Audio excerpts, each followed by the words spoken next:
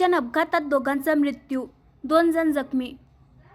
लग्न सोहळ्याला उपस्थित राहण्याकरिता जात असताना काल मध्यरात्री 1 वाजताच्या दरम्यान चारचाकी वाहनाला कोंढाळी नजीक भीषण अपघात झाला. या घटनेत सोपान नितीन कोरडे व ऋषिकेश गावंडे यांचा जागीच मृत्यू झाला होता, तर अजिंक्य बाळासाहेब वाकोडे, ऋषिकेश खोंड हे 2 जखमी झाले. बच्चू कडू यांनी आधी कोंढाळी येथे रुग्णालयात जाऊन डॉक्टरांची भेट घेतली, घटनेबाबत माहिती घेतली.